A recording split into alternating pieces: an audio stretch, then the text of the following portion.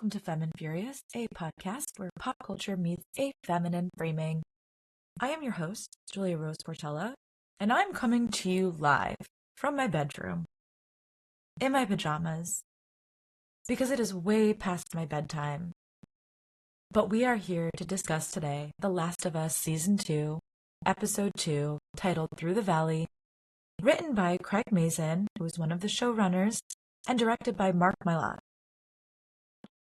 But before we dive in, you have all of this time between now and the end of this little Call Me Beat Me section to hit pause and exit the podcast if you have not watched today's episode, because we are jumping right into the femme frame today with spoilers. Before we do that, I'm going to tell you how you can follow the pod. First and foremost, you can subscribe, you can leave a comment, you can leave a review on Spotify or wherever you get your podcast. Femme Furious is on every major podcast network. We are also on YouTube if you are looking to watch the podcast instead, available to you both on Spotify and on YouTube. You can also follow the podcast on Instagram at Femme Furious Pod. You can send us an email. Inbox wide open for your thoughts, your reactions, your sniffles, your love letters to this show. And that is through our email, femmeandfuriouspod@gmail.com. You can also join our community, Too Femme, Too Furious. We are bustling over there, and doing much better than Jackson is by the end of this episode. Normally $10 a month, but we are on promotion right now. If you use the code LAUNCH, LAUNCH, at checkout, it is 90% off, giving it to you for $1. That gives you Femme and Furious fully loaded bonus episodes, 15% discount on merch and live events. It includes Sunday Brunch, which is a virtual monthly hangout, the Suffragette Award, which gives you voting privileges on bonus content, episode topics, and more. Tea Time, which is our online chat, and Fast Five, which is a weekly content roundup, something that I have really been enjoying doing and putting out. It is keeping me really centered in what I am watching, reading, and participating in every week. There are 5 categories for the Fast Five. It is Ladies Who Listen, which is podcast or audiobooks that I'm engaging with that week. It is Mistress of Music, what music is catching my ears that week. Bookish Baddies, which is whatever I'm reading that week. It is Screen Queens, which is whatever I am watching that week. And then Viral Vixens, which includes whatever viral trend, moment, etc. from the week has taken my attention. So that is our Fast Five. That's all happening over at Too Femme, Too Furious. If you are like me and you were sobbing for the last 20 minutes and you had to redo your makeup so that you can then join a video podcast because you decided to do a pop culture podcast in a season of TV that you knew was going to emotionally devastate you, then you can join us over there because we're like-minded community. As I'm saying this, you might see, if you're watching the episode on Spotify or on YouTube, co-host, who is my cat Sherlock, he was here for last episode, he's up here with me. I have 3 cats. During the actual watching of this episode of TV, my co-host, Fig, sat on my lap the entire time and acted as a hanky as I wiped my tears on her fur. I didn't really do that, but that was basically what she was doing. She was my emotional support animal, and now that I have to relive it, my oldest child and first chair co-host, Sherlock, will be with us. So you might see his tail pop up every once in a while. All right, let's jump into our femme frame for today. This is another spoiler warning. Spoilers. Coming ahead, We are talking about this episode of TV, and we are going to start with the idea that Ellie and Abby are parallels. Season 1 of The Last of Us hinged on Ellie and Sarah being opposites. That was what takes Joel on his emotional arc. This season, we get something completely different. We get 2 young women, in Abby and in Ellie, who are mirrors to each other. They are reflections of each other. I normally would do a rewatch before I put the podcast out, and I normally write these episodes out but I'm on a different schedule this week. So we're just going off the cuff, and I may come back in episode 3 and say like, oh, by the way, I missed this, this, and this from episode 2. But for now, we're just going to kind of go beat by beat, because this is an episode of TV where a lot of the meat of the episode is quite literally lifted from the video game. Now, again, I'm going to give another blanket spoiler warning. If you have not seen this episode of TV and you do not want to be spoiled, you should exit now and come back with tissues, because you will be crying, okay? If you're still here, that means you've seen this episode or you do not care to be spoiled. With that being said, I think it is brilliant that this episode starts with Abby having a dream that is clearly a callback from her father's death and how she discovers her father's death. I am about 95% of the way through a cinematic walkthrough on YouTube. I don't have a PlayStation, but I'm watching somebody else play it, and it's masterful, and I'm really enjoying it. It is about 15 hours of gameplay, a little bit longer than that, and I've got about 2 hours left to watch. So with that being said, this is something that is lifted from the game a little bit later on, because you play in Abby's POV for about half of the game. We've got this great dream sequence where older Abby is essentially coaching younger dream Abby, and she's like, don't go in there, and the alarms are blaring, and that's how this episode starts. So I always watch with subtitles, and before you even see anything, it's literally saying alarms blaring. You can hear the alarms in the TV show before you actually see anything, before anything comes to fruition on screen, which is an amazing way to start the episode, because that's a audio cue for us, like alarm, alarm. Something is going to happen this episode, and a lot of somethings happen this episode. So I love this idea that older Abby is coaching younger Abby in the dream. She's like, don't go in there. He's gone. And when younger Abby starts to push back and starts to continue towards the door, older Abby, or present Abby, goes, he's gone. His brains are on the floor. Don't go in there. And the dream sort of ends with Abby going through the door and Abby waking up. And I love this idea that Abby, in present, is lucid dreaming through this nightmare that she's clearly been having since her father passed away, this flashback nightmare. It's her waking nightmare. It is the thing that is fueling her and keeping her going. It is also, quite literally, her nighttime nightmares that she is lucid dreaming through, because she's trying to prevent, even in the dream, like, save yourself from this torment even here in your psyche. So there's something really beautiful, powerful about that. And I don't know why. I just felt like that is going to come back in a different way, because this callback with Ellie at the end, where you see Ellie's hand on the door and you don't hear the same words, but this idea of he's gone, his brains are on the floor, don't go in there. I thought that was a brilliant parallel sort of between the beginning of the episode and the end of the episode. This idea of don't go in there, your father's dead. Don't go in there, your father's dead. Whether that is Abby to her father, the doctor, or Ellie to her father, Joel. So there's this other parallel that happens, and that is when the fence caves in on Abby, which, by the way, fucking terrifying. She crawls through this space, which is a little unrealistic to me, but whatever. And she is greeted by Joel and saved by Joel in that moment, right? So she crawls to Joel, and then again, that's sort of like in the beginning of the episode, and then again at the end of the episode, we get Ellie crawling to Joel. And I just thought some of the parallels that they did to show us that these two characters are similar.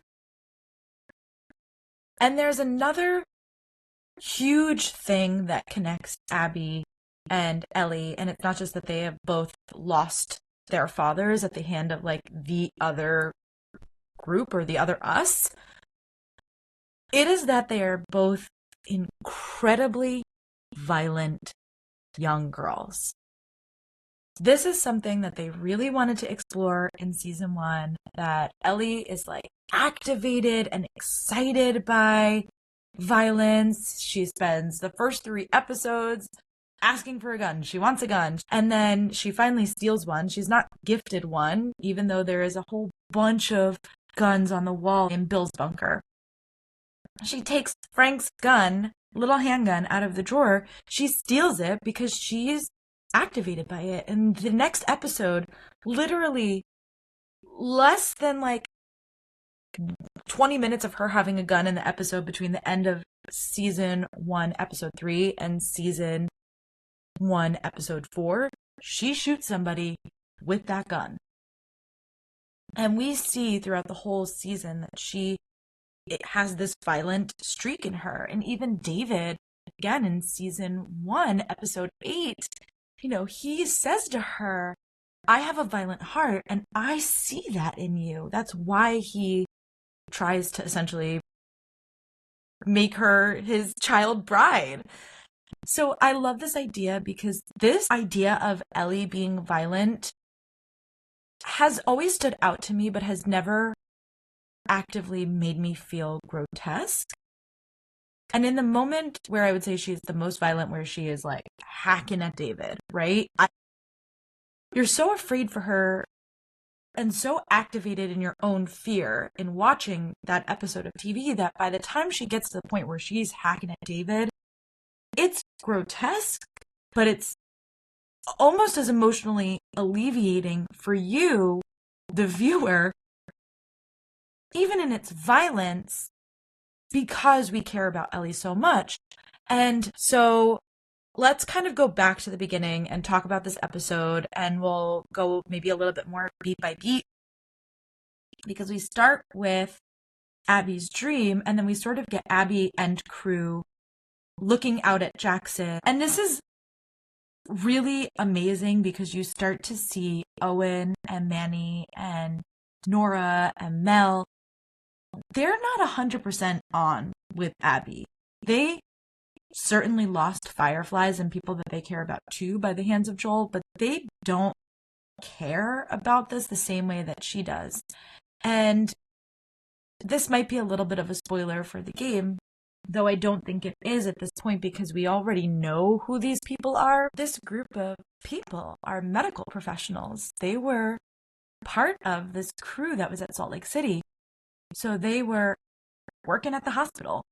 And it's interesting because if you think about doctors, nurses, etc., they take a Hippocratic oath. They are not to do harm to other people.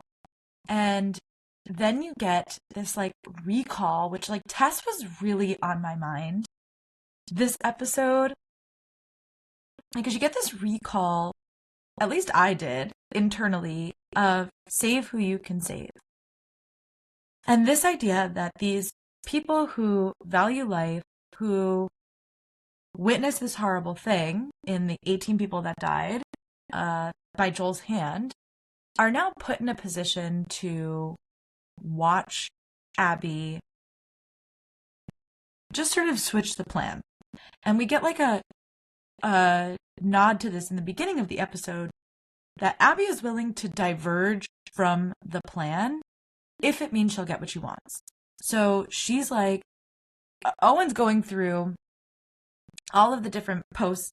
They've got Post, they've got Fortress, they've got their professionals, etc. And he goes, I have a plan. And he sends her out.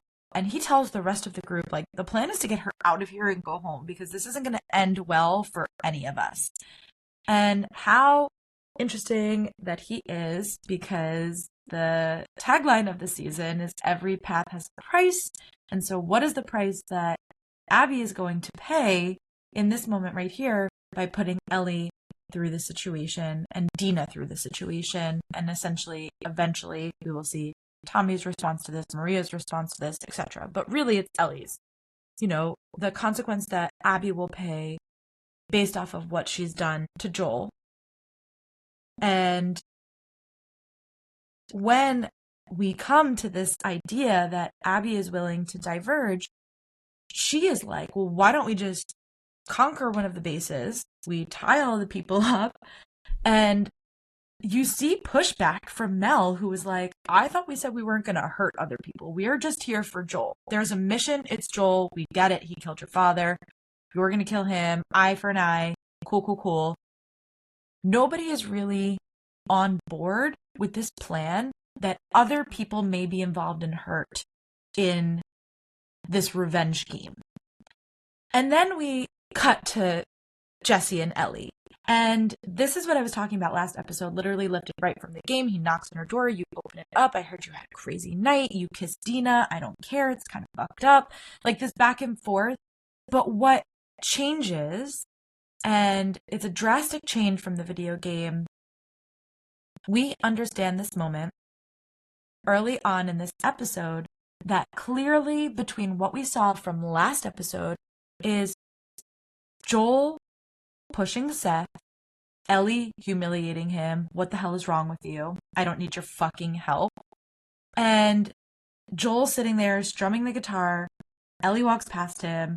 And that was sort of the end of that. But we get some more context here that clearly something has happened that has been reconciled between Joel and Ellie. And so I think they're putting this here to drag out some of the emotional beats to keep the connection between Joel and Ellie alive as the season unfolds. Clearly we're going to get some flashbacks because what has happened from this moment where we see Ellie storming past Joel, strumming his guitar, all frustrated because he just had this fight with Seth, to this idea of, I want to go on patrol with Joel instead. He's less annoying to me than you are. I don't care what you guys say about our relationship. My relationship with Joel is my relationship with Joel, and we're going to go have fucking daddy-daughter day, is what she says. And I thought that line was hysterical, and I think this look on Bella Ramsey's face as Ellie portraying the complexity of the relationship that she has with Joel because she can't say to other people why it's been complicated, why it's been so tense for them. Her loyalty stretches out to him, even in her anger for him, because she doesn't want to throw him under the bus by admitting what he's done to other people, even though she's frustrated by it. So outside of this moment from Tommy where she's like, I'm bit, I'm immune, and nothing really comes of that, she's not willing to go further. I mean, she also humiliates him in front of the whole town, right? But she's not willing to actually call him out to other people and say, he lied to me and he lied to me about this huge thing and I could have saved humanity. Somewhere inside, I think she knows that he did that for her. Clearly, she knows that he lied. And again, we don't know how she's figured that out, whether that is just an inkling that has been growing or whether there is more context. So pretty solid in saying that there is going to be some flashbacks with Joel that keep this relationship alive. But there's clearly context here that something has happened between Joel and Ellie between the night before on New Year's Eve and New Year's Day, where they've had some sort of reconciliation or come to some sort of understanding. And then in this conversation with Jesse, we get this information about the infected using their own dead corpses of infected as insulation underneath the snow. And that there could be thousands of them. This is not only fucking gross to me, but absolutely terrifying. And this is setting us up for what ends up happening in Jackson. This is not just a storm on one front. This is not just the elements. It's not just Abby. It's also quite literally a horde that, again, every path has its price. Abby is so hell-bent on getting down to these two people who are on horseback to get any information that she can about Joel, that she stirs up this horde. She's the beginning of that. And they start attacking her until something is triggered in Jackson, and that brings it to Jackson. And again, this brings back this idea that we get from Tess, where she's describing, I believe it's in episode 2 of season 1, to Ellie, that the cordyceps are all connected underground, and that you could step on a patch of cordyceps here, and it could wake up a horde 10 miles away. And now her infamous quote from season 1, where she's like, now they know where you are, now they come. And basically says to Ellie, like, you may be immune from their bite, but you're not immune from being ripped apart. And now, of course, she's not there for Jackson in this actual, but she's quite literally emotionally getting ripped apart by the wolves that we see. We see the little WLF. And I just thought this was really interesting, like a horde of wolves. I don't know if we can call them a horde. I don't know what sort of number qualifies something to be a horde, because the horde of infected was quite literally, to me, a death sentence, and I don't know how anyone survived. In the game, you're constantly fighting infected, and this happens in the game too, where Abby and Joel fight a horde together. Anyway, you see that they're working together, and you're playing at that point from Abby's POV. So, and this happens about an hour and a half into the game. Like, within an hour and a half, Joel is dead in the video game. And there's about 15 hours of gameplay.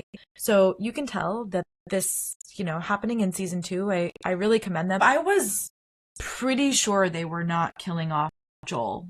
And I said that last episode in the spoiler section, and I could not have been more wrong. And as this episode opened with Abby and her crew in looking at Jackson this way, I immediately felt sick to my stomach.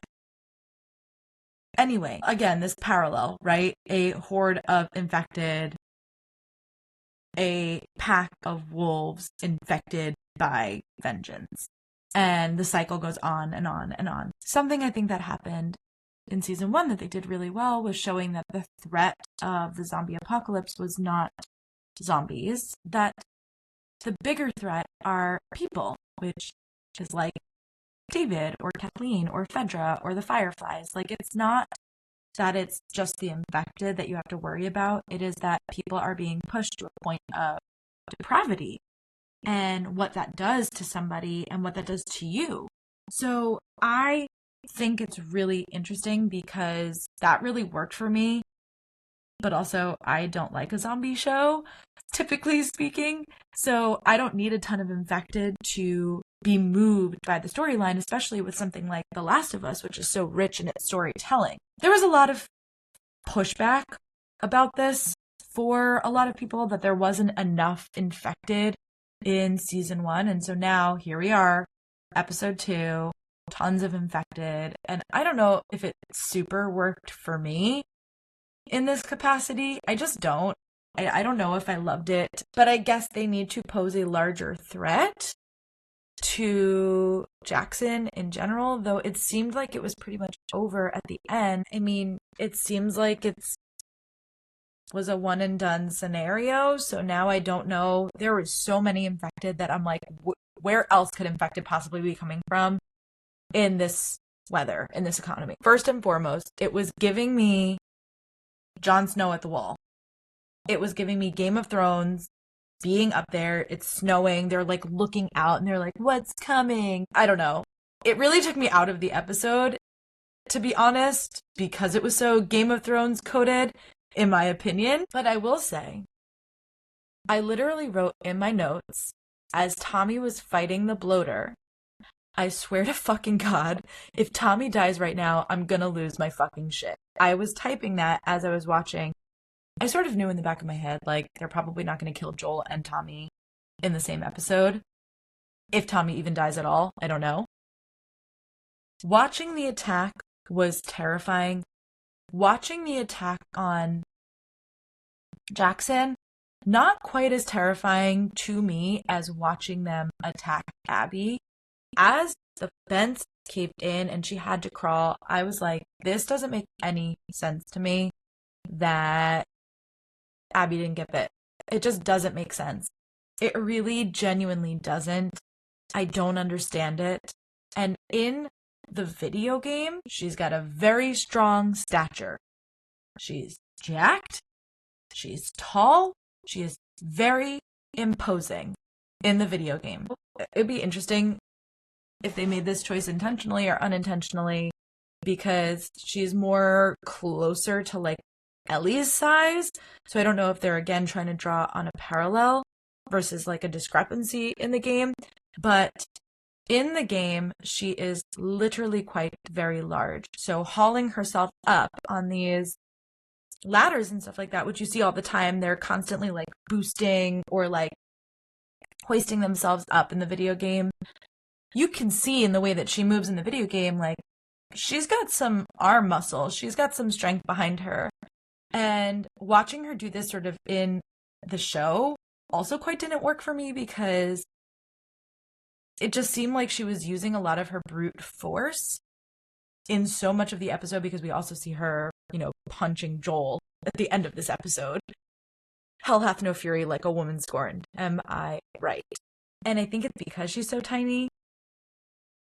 It just doesn't make sense to me that she made it out of this like horde of zombies, like hundreds and hundreds of them come rushing at her. But I digress. So while we're in Jackson for a moment, I just want to talk about Maria, because she's boss.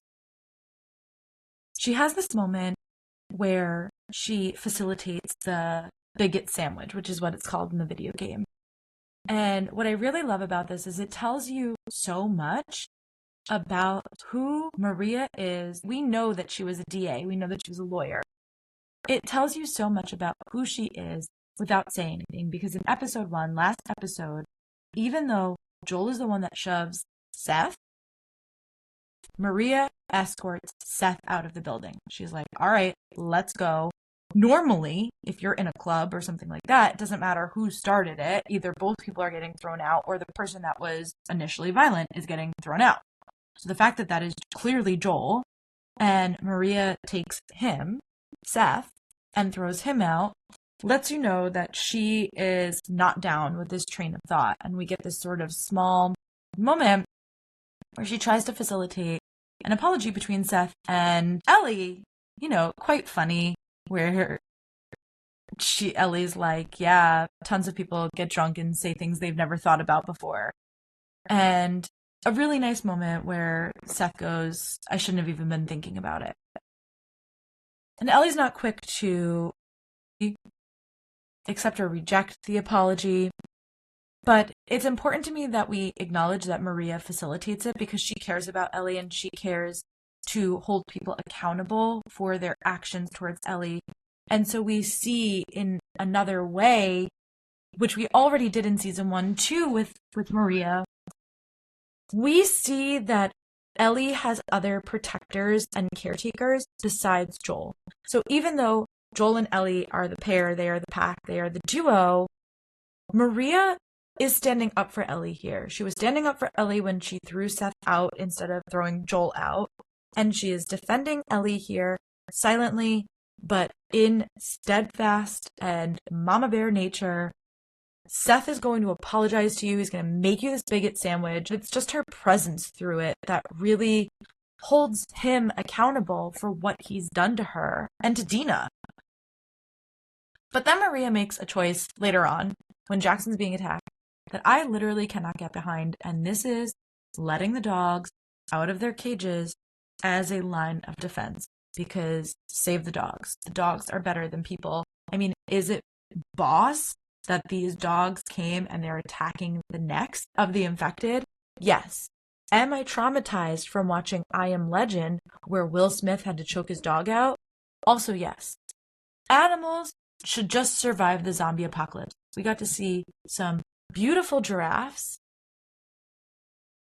I don't want to see animals being attacked in the zombie apocalypse, okay? It's bad enough that a horse was shot at last season and killed. I can't handle the consequences of animal violence. I can't do it. And the fact that these dogs, Maria just let these dogs out of the cage, not to be like, oh my God, run free, please don't get eaten by zombies, which would be me. She's like, sick 'em to the zombies with the dogs. It was not my choice, not my preference, okay, as an animal girly, but I understand. These dogs have been trained for this kind of attack, and this is what they're doing. I will say a lot of the CGI in this episode also took me out. So not just them in this sort of like Winds of Winter, episode, but also like the dogs were giving me Twilight vibes. Like Jacob turns into a wolf in Twilight and attacks the vampires. It was giving me the same vibe.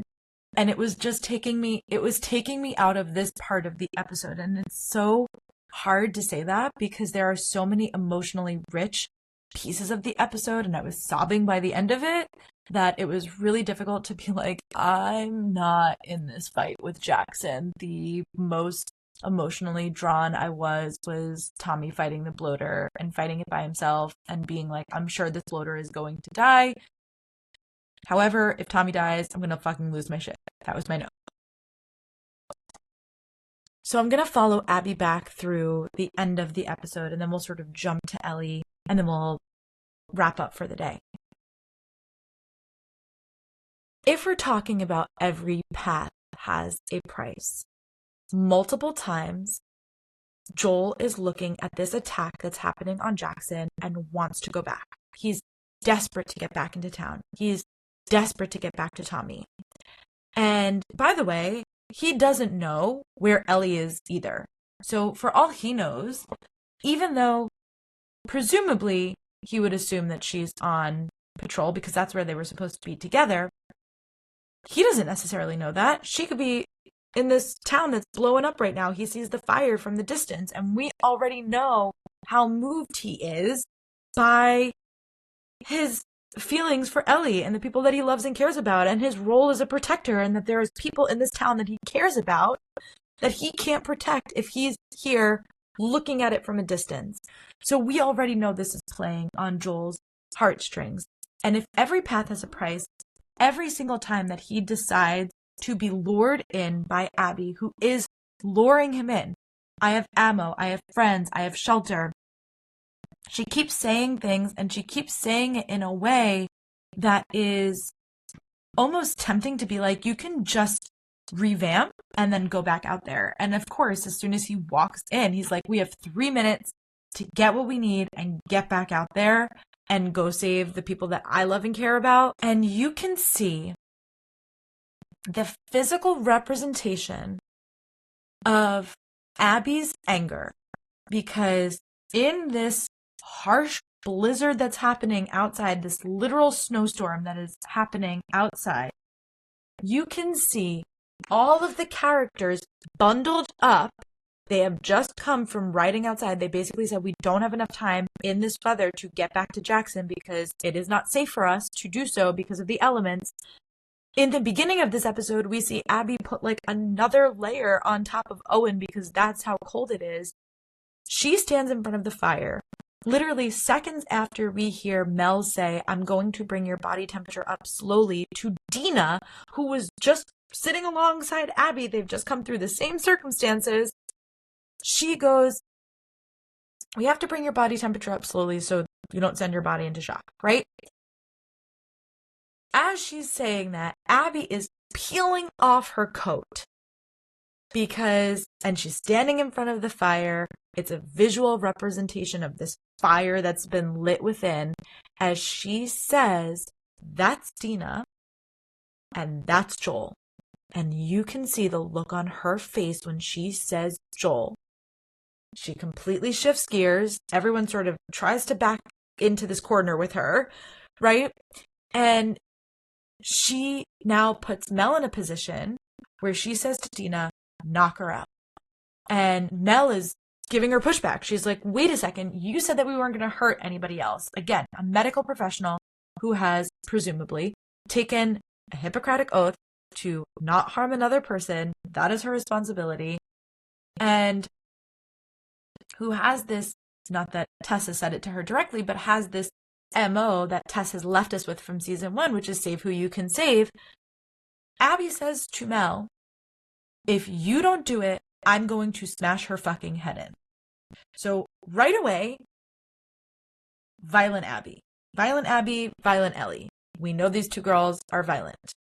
And I just thought this was so poignant because we can see on everybody's face as she decides to devolve into this psychosis, this psychopathy, she goes into like a blackout rage. This is where you can see on the faces of Nora, of Owen, of Mel, and of Manny, you can see on their faces they're not really on board with this.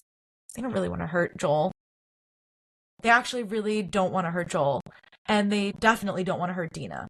But they understand that this is something that Abby has to do in order to feel complete. First and foremost, getting to call Joel handsome, which if I, as an actress or a person, got to stand in front of Pedro Pascal and say, you are handsome, I would keel over and die. That would make my life. I would never have to do anything else other than to say, that's my dream. She just lived my dream, okay? Caitlin lived my dream.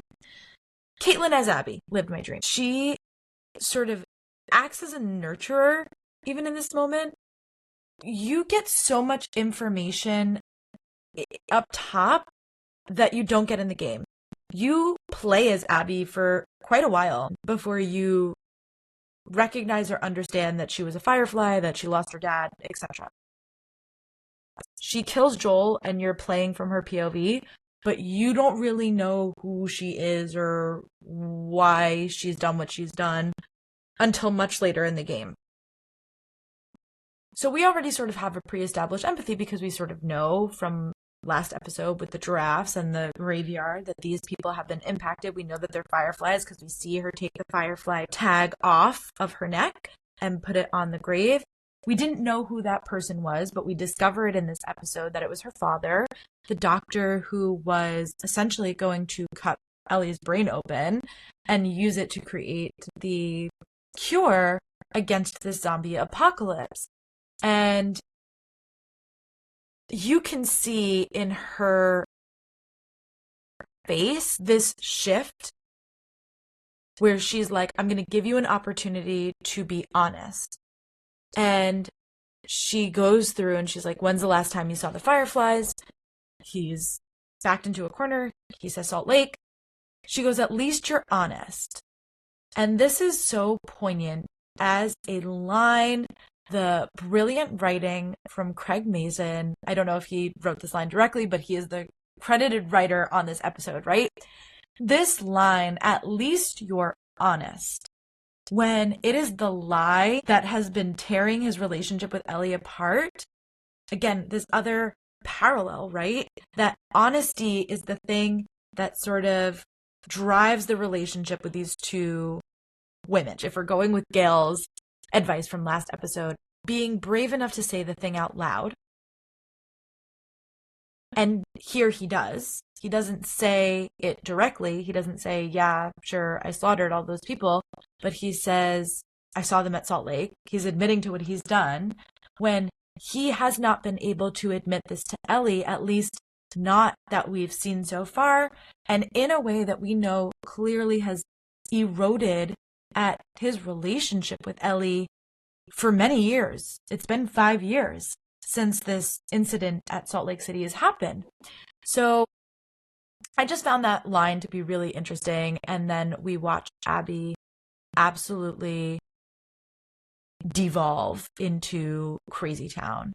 And I literally wrote in my notes, I don't think I've ever been so wrong about something in my entire life. I really didn't think that they would kill Joel for real. Well, they did. So we get this moment where you just watch her brush his brow as she's telling him this story of who she is and why she's doing it. And then we get Joel sort of pushed back in it, which is like, just fucking do it. Like, shut up and just do it. They've all got guns. They're all armed. But she goes over to the golf clubs. And again, this is lifted right out of the game. And she just beats the shit out of him. And I guess this is maybe sort of akin to Ellie with David. If we're doing like a one-to-one comparison, of like my anger, my fear, all of my emotions are sort of bubbling to the surface, and they're able to be manifested in this very violent way in this particular moment in time. Then we get Ellie coming in, and this reference that Jesse gives to Eugene being infected and Joel killing him. We get some of this from episode 1, but we're really getting it again right now. You really see Ellie's guilt being pulled at in the beginning of this episode. You know that something has changed between her and Joel. We have an understanding of that just based off of conversation context with Jesse. We also get this understanding of who Eugene is a little bit more, because now we discover that he's a Firefly, and then you're sort of thinking, okay, well, was Eugene a part of Salt Lake? What happened? Because you sort of see that he's a Firefly. But no, we just find out that he was part of the Fireflies really early on. He drops out. He didn't want to kill people anymore. He's a Vietnam veteran. So you know that he is somebody who wants to essentially do good. That's why they're putting that in there. And how Jesse then goes to say, like, so sad that Joel had to do this thing because he couldn't be saved. And you just see Ellie's eyes go blank because she knows he actually could have been saved if Joel hadn't made this other choice. So once again, every path has a price. The price that path had, that Joel chose in Salt Lake, was this very specific price of Eugene not being able to be cured, and the many people that are bit and not able to be cured. And at the end of the episode, we see somebody that's bit and they hold their arm up and somebody else, faceless, shoots them. Like, these people are sacrificing themselves essentially because they know, I've been bit, I don't want to turn into a zombie, we need to keep Jackson predominantly safe. That's it, that's my life. So we get like sort of the weight, I think, of the impact of the choice that Joel has made again and again, but that is, to me, a lot of what this scene of the Horde has proven. And then we get the end, and I was really not doing well watching the scene with Abby as she kills him, but I was despondent as I watched Joel's finger just lift when Ellie is like, get up, get the fuck up. She's yelling at this person that she loves. This is their us. And it is so heart-wrenching. Bella Ramsey has done an amazing job. They are an amazing actor. Watching this moment as Ellie loses her shit, it cuts. There's, again, another audio cue where everything cuts out. And again, this parallel between when Abby is crawling through the fence with the Horde kind of attacking her and she gets to Joel's hand, she's in trauma mode where the sound kind of cuts out and all you hear is like muffled sound. And it even said in the audio cues, like, muffled sound, give me your hand, as Joel is trying to save her. And then we get this traumatizing experience. Ellie's forced to watch her father figure die at the hands of this other girl. She doesn't know why it's happening. She doesn't know what's going on. And the noise cuts out. And we get sort of like the opposite. So instead of like, I crawled to you and the noise cuts out, it's like the noise cuts out and then she crawls to Joel. With every crawl that she took, I was racking sobs. This idea of, don't go in there, alarm, he's dead. That's what Abby says in the beginning of the episode. And that's what we see at the end of it. And this horror, this nightmare that Abby has been living in, this waking nightmare, this dream nightmare that she has been living in for the past 5 years at the hands of Joel, and the price that she has paid for Ellie being saved by Joel, now gets returned to us because all of the pain that she has suffered, she has just inflicted for this person whose father figure has just died in front of them, and this person that she loves and cares about the most. Start to finish, the episode was great. Absolutely despondent watching the body bag being dragged back. Absolutely despondent watching Pedro Pascal as Joel die. Didn't think they would do it. Though I will say, I'm sure there's flashbacks. We're going to get flashbacks for the rest of the season in order to fill out some of the story that's been sort of front loaded to us and like, hey, something has happened here with Joel and Ellie. I wonder what. That we're going to get on the back end as we go through the rest of the season. But man, was I sobbing. This was masterful. I was not looking forward to this. I didn't think it would actually happen. It did. I was sad. But these parallels between Abby and Ellie is really what ties the episode together from start to finish. So we will see where this now, what the price of this path is, that Abby has been so hell-bent on this vengeance, and what is the price that she will pay in order to have accomplished it. And the price that Ellie will pay in the aftermath of whatever this is, because she's already made the threat, I will kill you. So we know where Ellie's mind is at, and we know that she's activated and heightened by violence.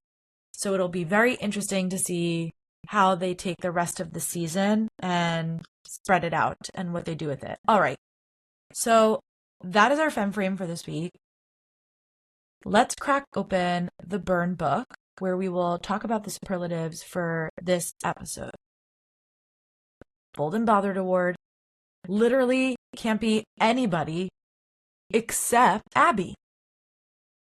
Abby really has that feminine rage going on. I mean, you have to really succumb to a dark part of yourself to beat an older man in his 60s who's quite hot to a pulp with a golf club. And then to take that golf club, break it off, have done so much damage that the club piece has broken off, and you use that like a shiv, despite the fact that you have legitimate guns and weapons that could have done this more effectively. That is the slowly that she was talking about last episode. Okay, Shiro Award. I think it's got to go to Maria, who is so powerful in facilitating not just the lead of the attack against Jackson, but also facilitating this sort of apology that Seth gives to Ellie with the bigot sandwich. The Femme Fatale Award. This goes to Ellie, where she says to Seth, sure, people get drunk and say things they've never thought. Just calling out that having the drinks isn't what made him say it, that he already thinks it and feels it, that he is already a bigot, and that alcohol just made it more viable for him to do this. Speak your truth, Trophy. I am giving this also to Ellie because I thought in the beginning of the episode where she was like, me and Joel, we are who we are, and our relationship's complicated, and so like you and the town and everybody can just stop fucking talking about us because none of it's ever going to matter, because what happens between Joel and I is what happens between Joel and I. So I'm going to go have fucking daddy-daughter day with him. I thought that whole moment and her defense of him and her defense of their relationship, despite its complexities, was really beautiful and quite lovely. And then honorary heartthrob, I'm going to give this one to Owen, because him wanting to get Abby to turn back is, I actually think, quite profound. He cares about her. We see it. We see that there's a physical intimacy that the two of them have that she doesn't have with other characters, and the way that she talks about him and cares about him, it's just a little bit different. And I think Owen being like, hey, this plan is really bad and we're going to leave and we're going to try to get her to leave and go back. To me, that is his testament to caring about her and knowing that this moment is not more important than her life and that her life is truly in jeopardy here, and wanting to prioritize her safety and everyone else's safety over this one mission and this one thing. So that is our honorary heartthrob. Also quite interesting that they would release this episode on Easter, a day where Jesus has risen but Joel has fallen and will not rise again. Quite sad.